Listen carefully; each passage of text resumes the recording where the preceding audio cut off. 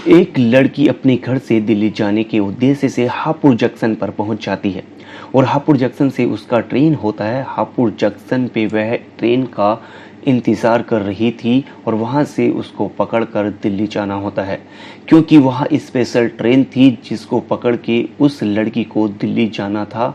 और वह जाकर स्टेशन पर प्लेटफॉर्म पर वेट करने लगती है, ट्रेन का इंतज़ार करने लगती है। और अभी यात्री हज़ारों की यात्री ट्रेन का इंतज़ार कर रहे थे जिसको ट्रेन को पकड़ के दिल्ली जाना होता है। इसी के बीच लड़की के ऊपर एक लड़के की नज़र पड़ जाती है।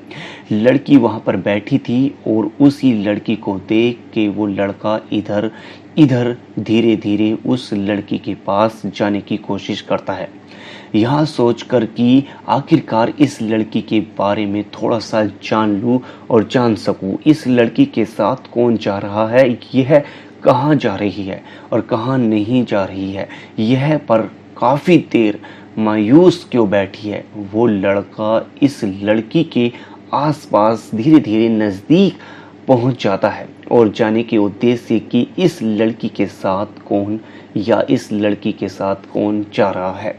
ये फिर यूं कहे कि उस लड़की के साथ रात बिताने के उद्देश्य से वो लड़का उस लड़की के पास पहुंच जाता है। इसी के बीच जो ट्रेन दिल्ली जाने वाली थी वह आके हापुड़ जंक्शन पर आ जाती है। वह लड़की वहां से अपना बैग उठाती है और वह स्पीकर कोच की ओर जाने लगती है। उसको स्पीकर कोच की ओर जाते देख लड़का भी उसके पीछे पीछे जाने लगता है। उसके बाद जिस स्पीकर बोगी में वह लड़की चढ़ती है, एंट्री करती है, पीछे पीछे वो लड़का भी उसकी की कोच में एंट्री कर लेता है। अब आखिरकार उस लड़के का उद्देश्य क्या था और उस लड़की के पीछे पीछे जाने का क्या और उस लड़की की बोगी में ही जाना, यह हम आगे कहानी में बताएंगे। यकीन मानिए दूर दूर घटना को आप सुनेंगे तो यह घटना पूरी तरह से आपको झार कर देगी, दहला देगी, छू जाएगी दिल को।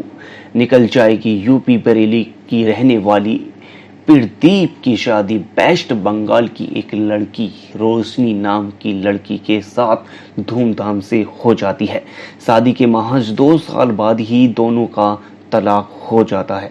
यह जब वह बात उसके 8 साल पहले इन दोनों का तलाक हो गया था। और अगर शादी की बात करें तो टोटल शादी को 10 साल बीत चुके थे और इसके बाद ही ये घटना है। वह लड़का उस तलाकशुदा पत्नी थी जो दिल्ली जा रही थी। वह लड़का जो कि उसके पीछे जाने की कोशिश कर रहा था, उससे बात करने की कोशिश कर रहा था, उसके एक रात बिताने की कोशिश कर रहा था, उसके साथ और कौन कौन जा रहा है बात कर रहा था, कोशिश कर रहा था। वह लड़का तो क्या था, पति प्रदीप था और लड़की निर्धारित कोच में निर्धारित बर्थ पर जमकर बैठ जाती है। कोशिश करती है कि इस बीच वह लड़का भी धीरे धीरे पीछे से पहुंच जाता है और वह बीच पके आखड़ होकर खड़ा हो जाता है, बीच में खड़ा हो जाता है। देखने लगता है कि इस लड़की के साथ या फिर तलाकशुदा जो हमारी पत्नी है रोशनी के साथ आखिरकार कौन है और यह रोशनी कहाँ जाएगी। तमाम तरह से सवाल तलाकशुदा जो पत्नी प्रदीप होता है उसके मन में चलते हैं। कुछ यात्री आते हैं जो कि उस सीट पर बैठने की कोशिश करते हैं जो कि पहले से ही रिजर्व रोशनी के लिए सीट थी और वहाँ पर बहुत यात्री आते हैं और रोशनी की सीट पर बैठने की कोशिश करते रहते हैं। रोशनी को उसको साफ साफ मना कर देती है और बोलती है कि यह सीट मेरी है, यहाँ पर आप नहीं बैठ सकते हो। तो इस चलते वो लड़का ये नज़ारा देख रहा था और मुझे स्टेशन के बाद बाजा यात्री कह रहा था कि मुझे स्टेशन के बाद उतर जाना है, आप मुझे यहाँ बैठा दीजिए, तो रोशनी मना कर देती थी। कुछ लोग रोशनी से कहते हैं कि मैं 2 घंटे के बाद उतर जाऊंगा। इस बात पे साफ साफ रोशनी मना कर देती है, बोलती है कि सीट मेरी है और हमारी तबीयत थोड़ी सी ठीक नहीं है, थोड़ी देर में सोने जाऊंगी। सभी चीज़ें हो रही थी। प्रदीप दूसरी ओर से खड़ा इस सारी हरकतों को देख रहा था। जैसे ही ट्रेन खुलती है तो प्रदीप भी धीरे धीरे उसी बर्थ पर जाकर बैठने की कोशिश करता है और अपना बैग निकाल के उस सीट पर रख देता है।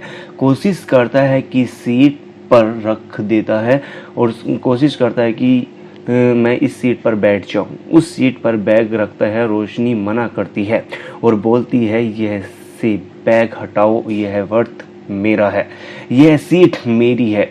इसी तरह कुछ थोड़ा सा झगड़ा चलता रहा। लावा नहीं कर सकती है। इस बात पर प्रदीप बोलता है कि थोड़ी देर में 1-2 स्टेशन के बाद मैं उतर जाऊंगा क्योंकि हमारा बर्थ मुझे मिल नहीं पाया है। बाकी अभी मैं सोने जा रही हूँ। सोने का कौन सा टाइम हुआ है। मैडम जैसे ही रोशनी प्रदीप की पलट के देखती है तो शौक रह जाती है। आंखों में इकरार कर देती है कि बैठ जाओ। प्रदीप अपना बैग वहां पर रख देता है और बैठ जाता है।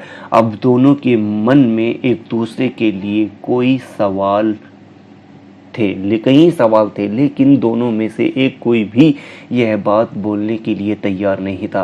पहले कौन बोलेगा। वो लोग दो इस बात का इंतजार कर रहे होते हैं। ना तो रोशनी बोलती है और ना ही प्रदीप बोलता है।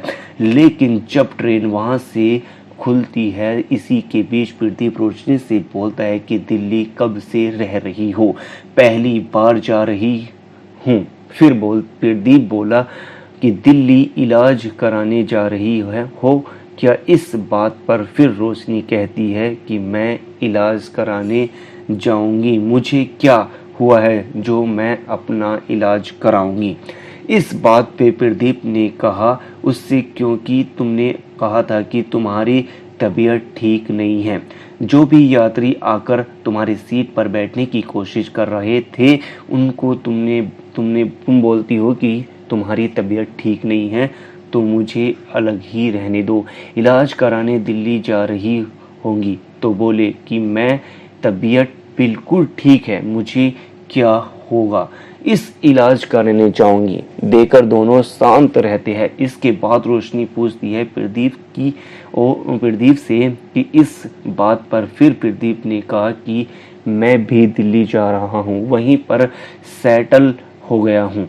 मुझे कुछ काम था और इस काम के सिलसिले में मैं दिल्ली ही अभी जा रहा हूँ। अब सिलसिला आगे चलता रहा। तब तक खाना का टाइम भी हो चुका था।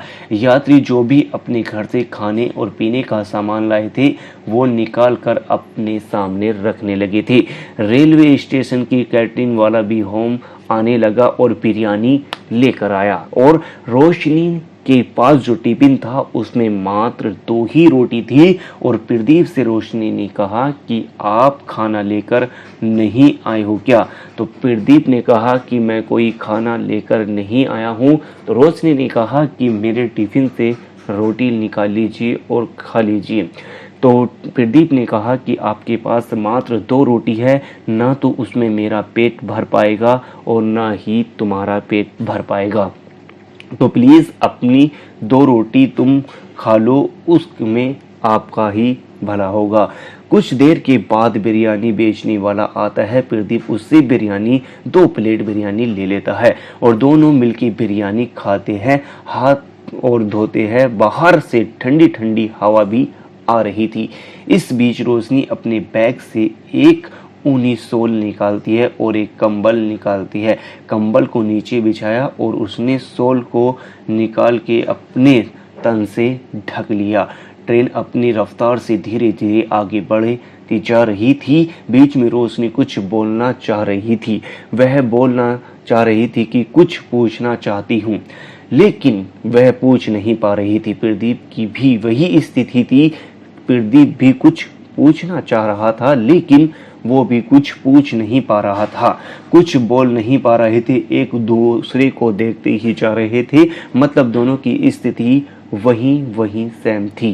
ठंडी ठंडी हवा चल रही थी और कोच में ठंड बढ़ रही थी। रोशनी बोलती है, आप कुछ घर से अड़ के नहीं लाए हो, ओढ़ने के लिए नहीं लाए हो, क्योंकि आप ठंड बढ़ती जा रही थी। प्रदीप को रज़ाई की ज़रूरत थी कोच में और वजह से वह कोच में जो सब कुछ फैसिलिटी थी उस कोच को प्रदीप ने छोड़ दिया था रोशनी के लिए। यानी कि रोशनी के पीछे पीछे करते करते प्रदीप को जो अपना रिजर्वेशन कराया था उस कोच में सारी फैसिलिटी थी, लेकिन रोशनी के चक्कर में वह उसके पीछे पीछे चलता रहा और उसी कोच में जाकर बैठ गया। घर से जो है प्रदीप कुछ नहीं लाया था और रोशनी के पास एक कंबल और एक चादर और लिहाफ भी था। तो दोनों जब रात बढ़ती रही और ठंडी ठंडी हवाएं ट्रेन में आती रही और ठंड और बढ़ती रही, यात्री अपने तलाकशुदा पत्नी के साथ बिताने के लिए वह पीछे पीछे अपने बर्थ में चला जाता है। ऐसे ही यानी कि ये बहुत ही जबरदस्त चलता रहा और एक दूसरे से बातें होती रही, ठंड बढ़ती रही। जब प्रदीप को ठंड लगने लगी प्रदीप बोलता है कि नहीं, मुझे सर्दी लगती ही नहीं है। ठंडी ठंडी दोनों में हमारी किसी से लड़ाई हो गई थी। जब लड़ाई हुई उसी समय से मुझे ठंड नहीं। दरअसल मामला यह था कि जब दोनों पति पत्नी एक साथ रहते थे, मतलब उन दोनों सालों के दौरान दो सालों के दौरान शादी को जो स्टार्टिंग का 2 साल हो चुके थे, 2 सालों के दौरान एक बार रज़ाई के लिए पति पत्नी में लड़ाई हुई थी। यानी कि जब प्रदीप और रोशनी की शादी हुई थी तो उस टाइम पे ठंड थी और रज़ाई एक थी, तो दोनों के बीच लड़ाई हो चुकी थी। प्रदीप ने अपनी ओर खींच रहा था, रोशनी अपनी ओर खींच रही थी। तानीम के बीच में जब रोशनी को लगा कि शायद वह कंबल या फिर लिहाफ अपनी रज़ाई नहीं खींच जाएगी, वह बाहर चली जाती है। वहां पर जाकर अब पानी लाकर रज़ाई पर डाल देती है और इसके बाद पूरी रात उन दोनों को बिना ठंड में दोनों रज़ाई और लिहाफ के गुजारना पड़ा। यह बात जैसे ही प्रदीप बोलता है तो वो हंसने लगती है और इस बात पर बोलती है कि वही उसने शायद आपकी गलती रही होगी। फिर प्रदीप बोलता है कि उसमें मेरी क्या गलती रही होगी, कंबल के लिए रज़ाई के लिए लड़ना रही थी। जब खत्म हो गई उसके बाद तुम्हारी लगातार पानी डाल दिया, ना तुम्हें तुम्हारे पास ब्लैंकेट गया न मेरे पास आया। हम दोनों रात भर ठंड में पड़े रहे, अति ही यादों में खोए जाते हैं और 2 साल के बीच जो भी इन लोगों के बीच एक साथ बीता था उस पल को याद करने लगते हैं। यानी कि दूसरी बार जब जाने की कोशिश करते हैं तो रोशनी पूछती है कि दिल्ली में तुम क्या करते हो, दिल्ली में तुम किस लिए रहते हो? घर में आए फिर समाज में क्यों? शराब पीता था। यानी कि प्रदीप शराब पीने लगा था, उसकी पीने की वजह थी रोशनी। और ये धीरे धीरे कहानी आगे बढ़ने लगती है और ठंड भी ज़्यादा थी और चलते चलते ट्रेन जर्नी पूरी होनी शुरू हो जाती है। यानी कि पूर्व में पश्चिम में लड़ा प्रभाव, धरती और आसमान दोनों शायद एक हो गए हो। तब कुछ संभल में मतलब दुनिया का आरंभ संभव हो गया हो। शराब पीना छोड़ दो या ही हो सकता है। प्रदीप बोलता है कि नहीं, बिल्कुल छोड़ दिया हूँ, तुम्हारे कसम खा के बोलता हूँ कि। तो बोलती है, आप मेरी कसम क्यों खा रहे हो? मैं कौन हूँ जो आप मेरी कसम खा रहे हो? बोलता है कि आप फिर ठीक है, मैं अपनी मेरे हुई माँ की कसम खा के बोलता हूँ कि मैंने पूरी तरह से शराब छोड़ दी है। जैसे ही वह माँ की कसम खाता है तो रोशनी को भरोसा हो गया कि विश्व हो गया कि टेस्ट हो गया कि वो किस शराब ही एक वजह थी जिस वजह से इन दोनों के बीच का तलाक हुआ था। यानी कि प्रदीप पहले शराब पिया करता था, इसके बीच चलते इन दोनों में लड़ाई और झगड़े रहने लगे थे, तो प्रदीप से रोशनी तलाक ले लेती है थी। लेकिन आज वही मंजर सामने आ जाता है। माँ की कसम खाकर बोलता है प्रदीप कि मैंने बिल्कुल शराब छोड़ दी है। भगवान से यही कहूँगी कि आप समय समय पर सही रहे और शराब ना पिए, खुश रहे और अच्छी आपकी लंबी उम्र रहे। हमेशा चलती थी और आज चलती, अपनी शादी नहीं की। यानी कि आपने शादी नहीं की। जिंदगी में अकेले समय व्यतीत नहीं किया जा सकता है, कठिन नहीं होती है। लगा कि मुझे भी शादी कर लेनी चाहिए क्योंकि अच्छी सी लड़की अगर मिल जाएगी तो मैं भी शादी करके लूँगा। आप बताओ कि आपने शादी क्यों नहीं की? रोशनी कहती है कि शादी की ही सिलसिले से मैं हमारी एक फ्रेंड से मिलने जा रही हूँ जिसका नाम किरण है। वो दिल्ली की ही ग्रेट नोएडा में रहती है और वहाँ पर वह अपनी बुआई के लड़के से जो मेरी शादी कराना चाहती है। एक लड़का है जिसके खुद को कंपनी है और वह जा रही है। तो सब कुछ ठीक रहा था, जल्दी ही 1-2 महीने के अंदर शादी भी कर लूँगी। जैसे ही यह बात सुनता है प्रदीप तो शौक में रह जाता है, क्योंकि प्रदीप यह सोच रहा था कि किसी न किसी तरह से लड़की के फिर से उसकी ज़िंदगी में आ जाए। लेकिन ये प्रदीप की कोशिश चलती रही रोशनी के साथ में कि रोशनी की प्यार मोहब्बत की बातें चलती रही और रोशनी भी अपनी लाइफ की सारी बातें प्रदीप को बताती रही, लगभग सारी बातें करती रही। और प्रदीप को ठंड से बहुत ज़्यादा लग रही थी। रुको, मैं एक काम करती हूँ कि अपने बैग से एक मफरल निकाल के प्रदीप को देती है और बोलती है कि लो इसको बांध लो। अब जब आप बांध लेंगे तो थोड़ा ठंड कम लगेगी। माफ़ कर दो, प्रदीप से बंद नहीं ट्रेन में को मफरल बांध लेता है। जब ट्रेन दिल्ली पहुंच जाती है, जब उतरने का समय आता है तो दोनों एक दूसरे के अपने मन की बात करना चाहते थे। शायद रोशनी भी चाहती थी कि प्रदीप के पास आना दोबारा से, और प्रदीप भी चाहता था कि रोशनी हमारे पास दोबारा से आ जाए। यानी कि ये सिलसिला दोनों के बीच चल रहा था, लेकिन एक दूसरे से कह नहीं पा रहे थे। शराब की अगर बात करें तो शराब प्रदीप ने छोड़ दी थी और शराब की वजह से दोनों का तलाक हुआ था। रोशनी भी चाहती थी कि अब हम फिर से प्रदीप को अपना ले। सिर्फ दोनों की एक दूसरे के मन में ये बातें चल रही थी।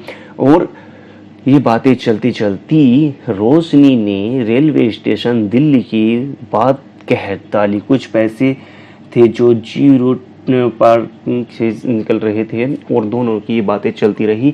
और रोशनी भी कहने लगती है कि प्रदीप को अलग ही क्यों रोशन है। यह बोलना तो नहीं चाहती थी, लेकिन यह बात बोलती हूँ।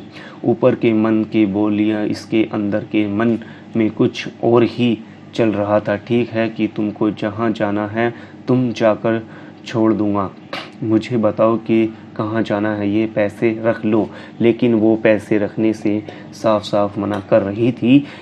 जब वह पैसे नहीं लेती तो ये फिर से उसे पैकेट में दोबारा प्रदीप को रख देता है और बोलता है कि आपका बॉयफ्रेंड है, वो आएगी और आपको जो आपके साथ में की दोस्त हैं वो लेने आएगी, या आपको मुझे छोड़ के जाना पड़ेगा।